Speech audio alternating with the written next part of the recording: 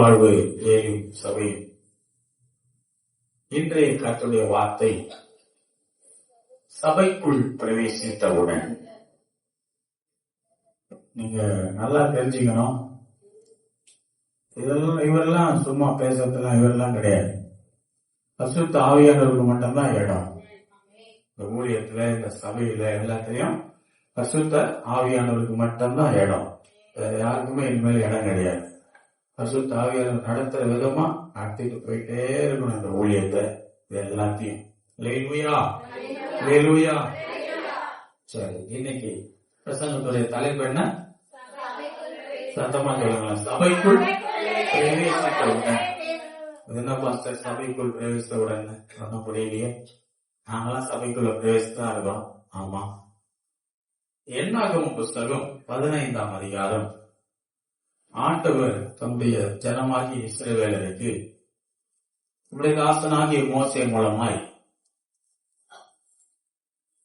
ஒரு சில வார்த்தைகளை, ஆலோசனைகளை கொடுக்கிறார். என்ன ஆலோசனை என்றால், என்னாகும் 15ஆம் அதிகாரம் 1ஆம் வசனத்துல 2ஆம் வசனத்துல இப்படியா சொல்றார். கர்த்தர் மோசேயை நோக்கி, நீ இஸ்ரவேல் புத்திரரோடு சொல்ல வேண்டியது என்னவென்றால், நீங்கள் குடியிருக்கும்படி நான் உங்களுக்கு கொடுக்கும் தேசத்தில் நீங்கள் போய் சேர்ந்த பின்னு. அப்படி நல்லா நிறுத்திங்க, அப்படி பாருங்க. இப்போ இந்த வசனத்தை தான் நான் எப்படி போட்டிருக்கேன்னா, ஆண்டவர் சொல்ற, நீங்கள் நான் உங்களுக்கு கொடுப்பேன்னு சொல்லி நீங்கள் குடியிருக்கும்படி நான் உங்களுக்கு கொடுக்கும் தேசத்துல நீங்கள் போய் சேர்ந்த பின். இப்ப நான் எப்படி போட்ட தலைப்பு தெரியுமா? சபையிலே பிரவேசித்தவுடன். நீங்கள் சபைக்குள் வந்து சேர்ந்த பின், நீங்கள் சபைக்குள்ள வந்து சேர்ந்த பின் என்ன நடக்கணும்னா, இஸ்ரவேல் ஜனங்களுக்கு ஆண்டவர் சொல்ற ஒரு சில ஆலோசனைகள்.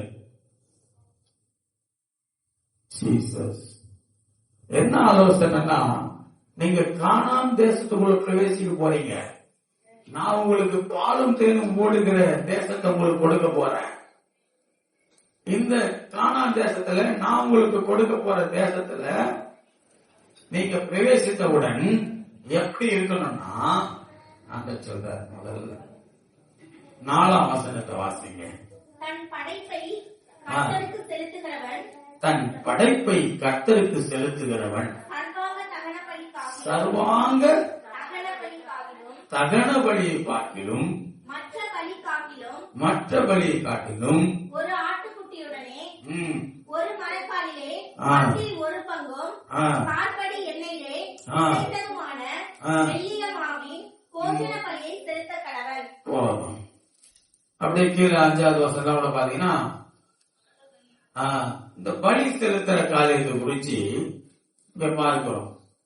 சபைக்குள்ள பிரவேசித்தவுடன் ஒரு கிறிஸ்தவன், தேவனுடைய பிள்ளை, விசுவாசி, ரட்சிக்கப்பட்ட பிள்ளைங்க சபைக்குள்ள உங்களை ஆண்டவர் வச்சுட்டாரு. எங்க வச்சிருக்காரு? உங்களுக்கு ரட்சிப்பு கொடுத்துட்டு அப்படியே விட்டுலாமே. நீ என்னோட பிள்ளை கிறிஸ்தவன், நீ ரட்சிக்கப்பட்ட, ஓ இனிமேல் கோயில வாழ் அப்படின்னு பேரை வச்சுட்டு இயேசு பிள்ளையா கிறிஸ்தவர்கள் அப்படியே உங்களுக்கு ஒரு சபையை உண்டாக்கி இருக்கிறார் ஆண்டவர். இஸ்ரவேல் ஜனங்களை எகிப்துல இருந்து கூப்பிட்டு வந்துட்டு அப்படியே ஆண்டவர் வழிநாட்டிட்டே போலாமே. அப்படியே வனாந்தரத்திலயோ பல இடங்கள்லயோ மலைகளிலோ அப்படியே அவர்களை இருக்கிற வேண்டிய இடத்துல அவங்க எங்க கூடாரம் போறாங்களோ அங்கங்க வாந்திர வெளிகள் அப்படியே நடத்திட்டு போலாமே. அவங்களுக்கும் ஒரு இடத்தை ஆண்டவர் ஏற்படுத்துற, அவங்களுக்கு குடியிருக்கிற ஆண்டவர் ஏற்படுத்துற இடம் எப்படிப்பட்ட இடமா இருக்கலாம்? பாலும் தேனும் ஓடுகிற தேசமா? பாலும் தேனும் ஓடுகிறது. அந்த இடத்துல வளமான ஒரு ஸ்தலம், பூமி செழிப்பான இடம், நீர்வளம், நிலவளம் எல்லாம் நிறைந்தது. அங்க அறுவடை பலன் கொடுக்கிற பூமியா இருக்கும். அந்த இடத்துல நல்ல ஒரு கனிகளும் காய்கனிகள் நிறைந்த ஒரு பூமியா, இயற்கையாகவே நிறைய கனி மரங்கள் வளரக்கூடிய ஒரு இடமா, அப்படிப்பட்ட ஒரு இடத்தை தான் ஆண்டவர் இஸ்ரவேல் ஜனங்களுக்கு கொடுத்தாராம். அந்த இடத்துக்குள்ள, அந்த தேசத்துக்குள்ள, கானான் என்ற தேசத்துக்குள்ள பிரவேசித்த உடனே இஸ்ரவேல் ஜனங்கள் எப்படி இருக்கணும்னு சொல்லி ஆண்டவர் சொல்றாரு. அதுதான் 4ஆவது. நீ பலி செலுத்தும் போது, அதான் சொல்றேன், தன் படைப்புக்காக கர்த்தருக்கு செலுத்துகிறவன் சர்வாங்க தகன பலிகளை பார்த்து மற்ற பலிகளாகிலும் ஒரு ஆட்டுக்குட்டியுடன் ஒரு மரக்காலிலே 10 ஒரு பங்கும் காற்படி எண்ணெய் பிசைந்த மாவுமான மெல்லிய மாவு. இத முன்னணி செலுத்தின, அதாவது கிறிஸ்துவுக்குள்ள நாளுக்கு நாள் நீங்க என்ன பண்ணணுமா, உள்ள சபைக்குள்ள பிரவேசத்துடன் நீ ஆண்டவருக்கு உன்னை ஜீவ பலியாக ஒப்பு கொடுக்கணும். சர்வாங்க தகன பலிகள், அந்த பலிகள்லாம் பழைய ஏற்பாடு போயிடுச்சு. இப்போ இந்த நாட்களில அன்னைக்கு ஆடு மாடு பறவைகள் எல்லாம் பலி கொடுத்திருந்தாங்க. இப்போ எதுவும் பலி கொடுத்தாங்க. நீங்கள் நானும் ஆண்டவருக்கு ஜீவ பலி. ஜீவ பலினா நம்ம பலி சேர்த்திருக்காங்க, நம்மளை அர்ப்பணித்து தியாகம், சாக்ரிஃபைஸ். நீ ஆண்டவர்களால் அர்ப்பணிக்கணும். சபைக்குள்ள வரணும். சபைக்குள்ள வந்த உடனே அர்ப்பணிப்பு இருக்கணும். அர்ப்பணிப்பு இல்லைன்னா ஒண்ணுமே இல்லை. அர்ப்பணிப்போட ஒரு பிரதிஷ்டை பண்ணப்பட்டவனா, ஐயோ நான் கர்த்தருடைய ஆலயத்திற்கு போறேன், கர்த்தருடைய ஆலயத்துல இப்ப நான் இன்னைக்கு போய் நல்லா ஜெபிக்கணும். கடந்த நாட்களை ஜெபித்ததை விட இன்னும் நான் எப்படி நல்லா ஜெபிக்கணும். இதான் பலி விருது. கடந்த நாட்களை நான் வேதத்தை வாசித்து தியானித்ததை விட இந்த வருஷம் நல்லா என்ன பண்ணணும், அதிகமா வாசித்து தியானிக்கணும். இருக்கும் நம்மை நாமே பலியாக ஒப்பு கொடுக்க வேண்டும். அதாவது ஜீவ பலியாக நாம் பலியாக மாறணும். ஆண்டவருக்குள்ள வந்து அர்ப்பணிப்பு. அதுதான் ஆலயத்திற்குள் சபைக்குள் பிரவேசித்தவுடன் உன் ஆண்டவர் சபைக்குள்ள பிரவேசிக்க வச்சுட்ட. சபைக்குள்ள பிரவேசித்த நீங்களும் நானும் பலியாக மாற வேண்டும். ஆண்டவர் நமக்காக தன்னையே பலியாக ஒப்பு கொடுத்தார், ஜீவ பலியாக. அப்படிப்பட்ட ஜீவ பலி தான் இந்த ஜீவன். இனி ஆண்டவராக இயேசு கிறிஸ்துக்காக தான் வாழணும். இந்த உலகத்துல நான் வாழக்கூடாது. பிசாசுக்கு அடிமையா மாட்டி நான் வாழக்கூடாது. பிசாசு நடத்துற பொல்லாத வழியில நான் போகக்கூடாது. நான் சபைக்குள்ள பிரவேசித்திருக்கிறேன். கர்த்தர் என்னை சபைக்குள்ள பிரவேசிக்க செய்திருக்கிறார். இந்த தேசத்துல இந்த சபையில நான் என்னை ஆண்டவருக்கு ஒரு உகந்த பலியாய் நான் ஒப்பு கொடுக்கிறேன். அவர் என்னை சுகந்த வாசனையால் ஏற்றுக்கொள்ளும்படி உகந்த காணிக்கையா ஒப்பு கொடுத்தேன் ஐயா, சுகந்த வாசனையா நுகர்ந்து மகிழும் ஐயா. எப்படி வச்சிருக்க? சுகந்த வாசனை. ஃபாதர் அழகா பாடியிருக்க வசனத்தை. முதல்ல ஜீவ பலி, ஒரு தேவன் உகந்த பலியா நம்மை ஒப்பு கொடுக்கணும். அதைதான் தேவன் விரும்புகிறார். 10 ஒரு பங்கு காணிக்க தசை மட்டும் முன்னையே ஆண்டவருக்கு அப்படிதான் கொடுக்கணும். ஆண்டவர் சொல்றாரு. இல்லையா? 6 நாள் வேலை செஞ்சு 7ஆம் நாள் ஆண்டவருக்கு கொடுத்து ஓய்வு. உன்னுடைய காரியங்கள் நீ ஒரு 9 மடங்கு செஞ்சா 1 மடங்காவது ஆண்டவருக்கு நீ செயல்படணும். சரீரம் செயல்படணும். உன்னுடைய உழைப்பு ஆண்டவருக்கு 1 மடங்காவது இருக்கணும். 9 மடங்கு உழைப்பு உன் சரீரம் உழைப்புக்குன்னா, வெளியே உனக்காக உழைக்கிறன்னா 1 மடங்காக என்ன பண்ணு, ஆண்டவருக்கு கொடுத்துது. அதுதான் தேவன் விரும்புகிறார். மாசத்துல 1 நாளாவது ஆண்டவர் ஊழியம் செய்யலாமே. வருஷத்துல 1 நாளாவது ஆண்டவருக்காக நம்ம எழுப்பி ஆண்டவர் நாமத்தை 4 பேருக்கு சொல்லலாமே. இதுதான் சாக்ரிஃபைஸ், அர்ப்பணிப்பு, தியாகம். அப்போ சபைக்குள் பிரவேசித்தவுடன் நாம் செய்ய வேண்டியது நம்மை நாமே தேவனுக்கு உகந்த பலியாய், தேவன் நுகர்ந்து சுவாசிக்க நம்மை நுகர்ந்து மகிழத்தக்கதான ஒரு பலியாய் நம்மை ஒப்புக்கொடுக்கணும். அடுத்து 2வது காரியம், கர்த்தருக்குள்ள சபைக்குள்ள பிரவேசித்தவுடன் என்னாகும்? 15ஆம் வசனத்தை வாசிக்கும். 15 சபையாராகிய உங்களுக்கும் உங்களிடத்தில் தங்குகிற அந்நியனுக்கும் ஒரே பிரமாணம் இருக்க வேண்டும். அல்லேலூயா. 2வது, உங்கள் தலைமுறைகளில் நித்திய கட்டளையா இருக்கிறது. கர்த்தருக்கு முன்பாக அந்நியனும் உங்களைப் போலவே இருக்க வேண்டும். சபைக்குள்ள பிரவேசித்தவுடன் நீ உன்னை அர்ப்பணிக்கிறது மட்டுமல்ல, நீ ஆத்தும ஆதாயம் செய்கிறவனாய் மாற வேண்டும். அதாவது உன் அந்நியன், உனக்கு முன்பாக இருக்கிற அந்நியனும் யாரு போல மாறணுமா? உங்களை போலவே மாறணும் ஆண்டவர் சொல்ற. ரட்சிக்கப்பட்ட பிள்ளை இல்ல, ரட்சிக்கப்பட்ட பாத்திரமா இருக்கிறல்ல, அப்போ உன் கூட இருக்கிற உன் பக்கத்துல இருக்கிற அந்நியனை எப்படியா மாறணும்? ரட்சிக்கப்பட்ட பாத்திரமா மாறணும். உன் கூட இருக்கிற நண்பனும் சகோதரன் உன்னுடைய உறவுகள் எப்படி மாறணும்? அந்நியர், தேவன் அறியாத, ரட்சிப்பை பெறாதவர்கள் அந்நியர். அவர்களையும் உன்னை போல நீ மாற்றுவராய் மாற வேண்டும். அல்லேலூயா. நம்மை போல அவர்களை மாற்றணும். அதான் சபைக்குள்ள பிரவேசத்தோட இரண்டாவது, நாம ஆத்தும ஆதாயம் செய்கிறதுக்கு தெளிவான ஒரு விளக்கம்னா, ஆத்தும ஆதாயம் செய்கிறவர்களாய் நாம் இருக்க வேண்டும். ஐயோ, என் சகோதரனும் மாறட்டும், என்னுடைய பிள்ளைகள் அந்த பக்கத்தில் இருக்கு நண்பரும் மாறட்டும், அவர் மேல ஒரு பாரம் வரணும், ஆத்தும பாரம் உள்ளவர்களாய். சரி, மூன்றாவது காரியம் 28ஆம் வசனத்தை போல 28ஆம் வசனம் வாசிக்கிறேன். அப்பொழுது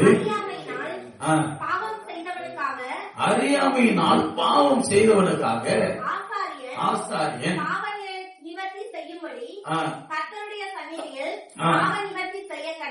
பாவ நிவர்த்தி செய்ய கடவன். அல்லேலூயா.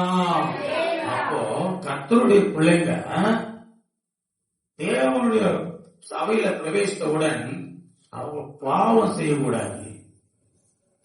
பாவம் செய்கிறவனுக்காக நாம் என்ன பண்ணோம்? பாவ நிவர்த்தி உண்டாக்கும்படி அவனுக்காக பரிசுத்த ஜெபம் பண்ணணும். ஜெபம் பண்ணணும்.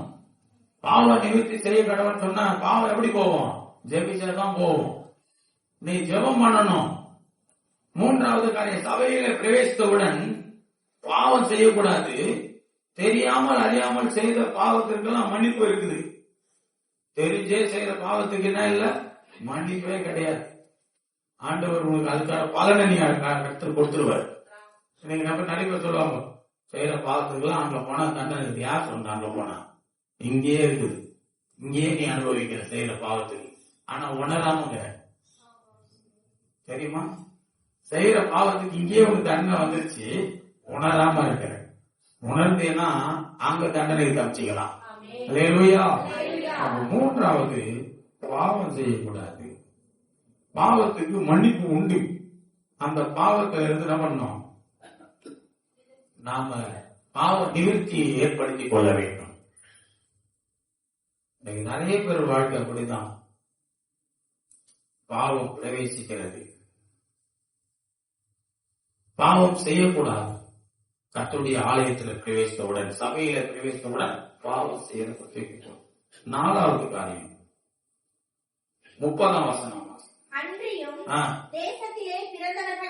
அன்றியும் தேசத்திலே பிறந்தவர்களாகிலும் அந்நியர்களாகிலும் எவனாவது துணிகரமாய் யாதொன்றையும் செய்தால் அவன் கர்த்தரை நிந்திக்கிறான். அடுத்து, அந்த ஆத்துமா தன் ஜனத்தார் இல்லாதபடிக்கு துணிகரமான பாவம். துணிகரமா யாராவது பாவம் செய்தா அவன் கர்த்தரை நிந்திக்கிறான். சபைக்குள்ள பிரவேசித்தவுடன் பாவம் செய்யக்கூடாது, பாவம் நிவர்த்தியாக்கப்படணும், பாவம் மன்னிக்கப்படணும். மன்னிக்கப்படணும். சபைக்குள்ள வந்துட்டா அடுத்து பாவம் மன்னிக்கப்பட்டிருது.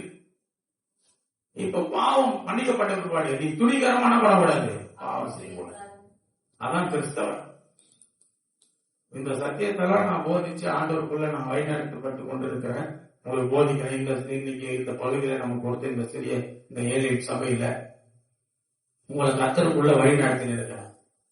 நிறைய பேர் வழி மாறி போய் கொண்டிருக்கிறாங்க. ஆண்டவருடைய பிள்ளைகளா இருந்தும் கூட, சபையில் இருந்தும் கூட சத்தியத்தை அறியாமலும் அறிந்தும் கூட சில பேர் என்ன பண்றாங்க? ஆண்டவர் பிரியமில்லாம ஓடிக்கொண்டிருக்கிறோம். துணிகரமான பாவம். அப்ப துணிகரமான பாவத்திற்கு நம்மை நாம் விலக்கி காத்துக் கொள்ள வேண்டும். சபையிலே சேர்க்கப்பட்ட பிற்பாடு ஒரு பாயிண்ட் நீங்க நல்லா கவனிக்கணும். ஃபர்ஸ்ட், சபையிலே சேர்க்கப்பட்டவுடன் வழியாக மாறிடணும், அர்ப்பணிக்கணும், நம்மள அர்ப்பணிச்சிடணும், தேவனுக்கு உகந்த வழியா மாறிடணும். இரண்டாவது, ஆத்தும ஆதாயம் செய்கிறவர்களா மாறிடணும், அந்நியனை மாற்றவர்களா, அந்நியனை உபசரிச்சு அவர்களை கர்த்தருக்குள்ள வழி நடத்த. மூணாவது, பாவம் செய்யக்கூடாது, பாவம் மன்னிப்பு பெற்றுக் கொள்ளணும். பாவத்துக்கு பாவ நிவர்த்தியை உண்டாக்கி கொள்ளணும், பாவம் மன்னிப்பு பெற்றுக் கொள்ளணும். பாவம் செய்யாம அடுத்து துணிகரமான பாவம் செய்யக்கூடாது. பாவம் மன்னிக்கப்பட்ட பிற்பாடு நம்ம கூடாது துணிகரமான. அதனால்தான் தாவீது என்ன சொல்ல மாட்டேன் 19ஆம் சங்கீதத்துல, தேவனே துணிகரமான பாவங்களுக்கு என்னை விலக்கி காத்தருளும், மறைவான குற்றங்களுக்கு என்னை நீங்களாக்கும், துணிகரமான பாவங்களுக்கு என்னைக்கு விலக்கி காத்து கொள்ளணும். எத்தனை பேர் அப்படி ஜெபிப்போம் இந்த நாட்கள்ல? நம்ம கிட்ட நிறைய மறைமுகமான பாவம் இருக்கும் நிறைய பேர் வாழ்க்கையில. நேற்று கூட இந்த விடுதலை ஜெபத்துக்கு வந்தவங்க சில பேர் ஜெபிக்கும் பொழுது சொன்னேன், வாழ்க்கையில இருக்கிற மறைமுகமான பாவங்கள் எல்லாம் விட்டு நீ விலகுவாயானால், வஞ்சிக்கிற ஆவிக்கு நீ எச்சரிக்கையா இருப்பாயானால், உன்னை வஞ்சிக்கிறதான ஆவிகள் இன்னைக்கு நிறைய பேரை வஞ்சித்து பலவிதமான பாவத்துக்குள்ள கொண்டு போது அந்த பாவத்தை மறைமுகமாக செய்து கொண்டிருக்கிறார். மறைமுகமான பாவம் செய்யக்கூடாது, துணிகரமான பாவம். இன்னைக்கு ரகசிய பாவம் உள்ளது, யாருமே பார்க்கல, பாஸ்டர் பார்க்கல, விசுவாசி பார்க்கல, ஆனா ஆண்டவர் பார்க்கல. அந்த பயம் தான் இல்லையே நமக்கு, ஆண்டவர் பார்க்கற பயமே இருக்காது. ஆகவே எனக்கு அருமையான தேவ பிள்ளைகளே, துணிகரமான பாவங்களுக்கு நம்மை விலக்கி காத்துக் கொள்ளுவோம். கர்த்தர் நம்மை தொடர்ந்து வழி நடத்துவாராக. இல்லையா?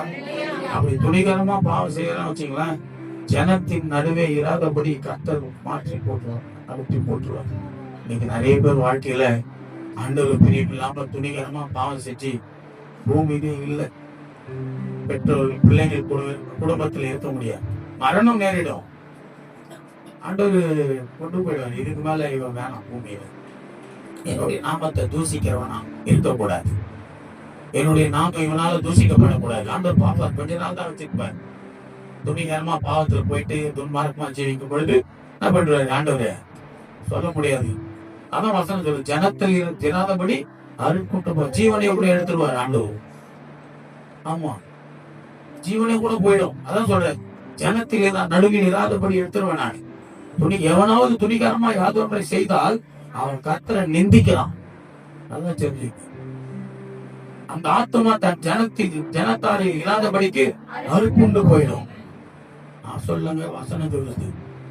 இன்னைக்கு ஒவ்வொரு கிறிஸ்தவனும் தேவனுடைய பிள்ளைங்களும் பலப்படும்.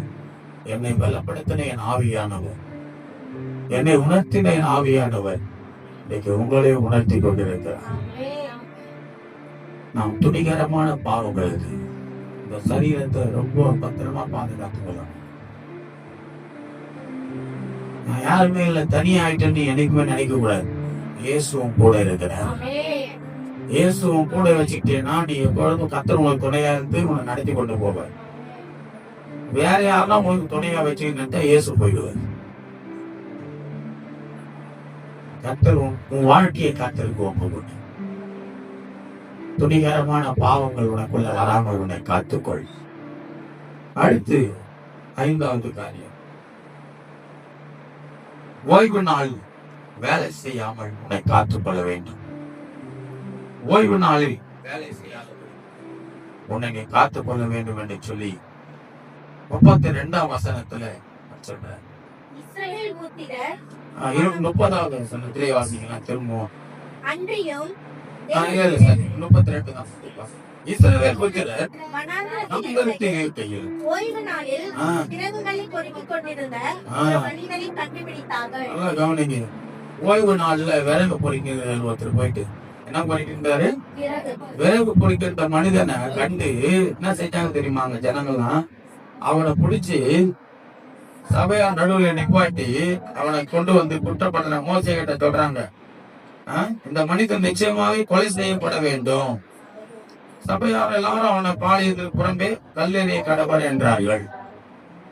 ஓய்வு நாள்ல வேலை செய்யறவங்கள கல்லெறிந்து கொல்லணுமா? அதுதான் அந்த நாட்களுடைய சட்டம். ஞாயிற்றுக்கிழமை சர்ச்சைக்கு வராம யாரெல்லாம் அவங்க வேலைக்கு போறாங்களோ அவங்களும் கொலை செய்யப்பட வேண்டும் பழைய பாட்டுல.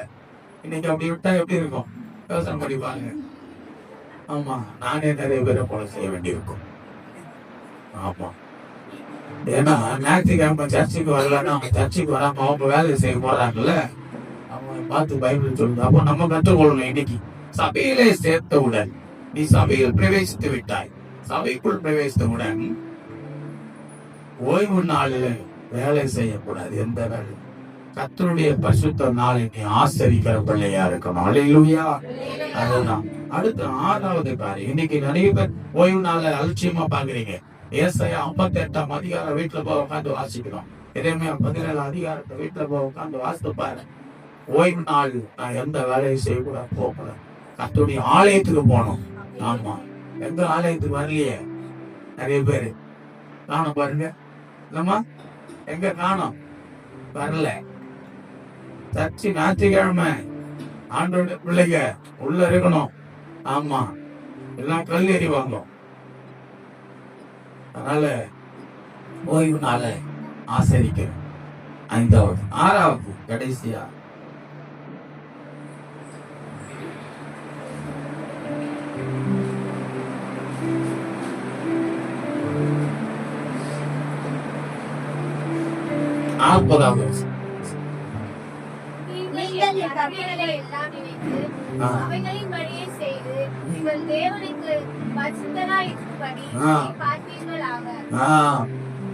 அடுத்த வசனம். நான் உங்களுக்கு தேவனாய் இருப்பேன், உங்களை எகிப்து தேசத்தில் புறப்படுவேன். உங்கள் தேவனாகிய கர்த்தர் நானே, உங்கள் தேவனாகிய கர்த்தர். அல்லேலூயா. உங்கள் தேவனாகிய கர்த்தர் நானே, உங்கள் தேவனாகிய கர்த்தர் என்று சொல்லு. அல்லேலூயா. அப்போ கடைசி 6வது, பரிசுத்தமா வாழணும். சபைக்குள்ள பிரவேசத்தவுடன் எப்படி வாழணும்? நான் பரிசுத்தர், உங்கள் தேவனுக்கு பரிசுத்தராய் இருக்கும்படி அதை பார்க்கலாம். பரிசுத்தமா இந்த சபைக்குள்ள பிரவேசித்த பிள்ளைகள் நாம பரிசுத்தமா வாழணும். 6 காரியம் சொல்லியிருக்கிறேன். 1, ஃபர்ஸ்ட் பலியாக அர்ப்பணிப்பு. பலியாக மாறணும். பலி கொடுக்கிறது. நீ அர்ப்பணிக்கணும். ஆண்டவருக்கு அர்ப்பணிப்பு இருக்கணும் வாழ்க்கையில். சபைக்குள்ள பிரவேசித்தோம். 2வது, ஆத்துமாதையை செய்கிற பிள்ளைகளா இருக்கணும். 3வது, பாவம் செய்யக்கூடாது. பாவம் மன்னிப்பு பெற்றுக் கொள்ளணும். பாவம் மன்னிப்பு பெற்றுக்கொண்ட நாம 4வது, துணிகரமான பாவம் செய்யக்கூடாது. துணிகரமான பாவத்துக்குள்ள நம்மளை உட்படுத்தக்கூடாது. தேவனுக்கு பிரியமில்லாத இருக்காங்க. அடுத்து, ஓய்வு நாளில் எந்த வேலையும் செய்யக்கூடாது. பரிசுத்த ஓய்வு நாள் ஆசரிக்கணும். ஆலயத்துக்கு வரணும், சர்ச்சைக்கு. 6வது, பரிசுத்தமா வாழணும். அல்லேலூயா. வாழ்வோமா பரிசுத்தமா?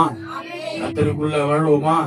அப்போ இந்த நாட்களில சபைக்குள் பிரவேசித்தவுடன் போட்டு பார்த்தாலே கானானுக்குள் பிரவேசித்தவுடன் நீங்கள் இப்படிதான் இருக்கணும்னு இஸ்ரவேல் ஜனங்களுக்கு சில சட்டத்திட்டங்கள். அது போலதான் இன்னைக்கு நம்ம சொல்றாரு, சபைக்குள்ள பிரவேசித்தவுடன். அல்லேலூயா. சபைக்குள் பிரவேசித்தவுடன் நீ இப்படிதான் வாழ வேண்டும். எழுந்திருக்கலாமா? அன்று சமூகத்துல ஜீசஸ் ஆண்டவரே அப்படியே ஒரு ஜெபத்தை போடு. இயேசு ராஜா, இந்த வார்த்தைக்காக நன்றி. சபைக்குள் பிரவேசித்தவுடன் ஆலயத்திற்குள்ளே நாங்கள் பிரவேசித்தோம். எங்களை அர்ப்பணிக்க வேண்டும் அப்பா. இனி வருகிற நாட்களில் நாங்கள் அப்படிதான் அர்ப்பணிப்போடு இன்றைக்கு ஆலயத்திற்கு போகிறேன். என்னுடைய வாழ்க்கை இன்னும் ஆண்டவருக்குள்ள பரிசுத்தமாக முடியும், பலப்படுத்திக் கொள்ள முடியும். எனக்குள்ள நல்ல ஆவிக்குரிய காரியங்கள் வளரும்படி என்னை அர்ப்பணிக்கிறேன். உதவி செய்யுங்க அப்பா. ஆத்துமாதாயம் செய்கிற பிள்ளைகளை எங்களை மாற்ற நாட்டுவர. பாவ மன்னிப்பை பெற்றுக்கொண்டு பாவ மன்னிப்பை சேர்ந்து பெற்றுக் கொண்டவர்களாக வாழ்வோம். துணிகரமான பாவங்களை செய்யாதபடி எங்களை காத்துக் கொள்ளும் ஆண்டவரை. பரிசுத்த ஓய்வு நாளை நாங்கள் அசட்டை பண்ணாதபடி அந்த நாளை நாங்கள் உமக்கு கொடுக்கும்படி ஆசிரிக்கும்படி கிருபை தாரும் ஆண்டவரே. உங்களுடைய கற்பனைகளை கை கொண்டு உங்களுடைய வேத வசனங்கள் வழியிலே நடந்து பரிசுத்தமாய் வாழ உதவி செய்யுங்க. கர்த்தர் எங்களோடு இருந்து நீ வழி நடந்து இயேசுவின் நாமத்தில் ஒப்பு கொடுக்கிறேன். ஜீவனுள்ள நல்ல பிதாவே. ஆமென், ஆமென்.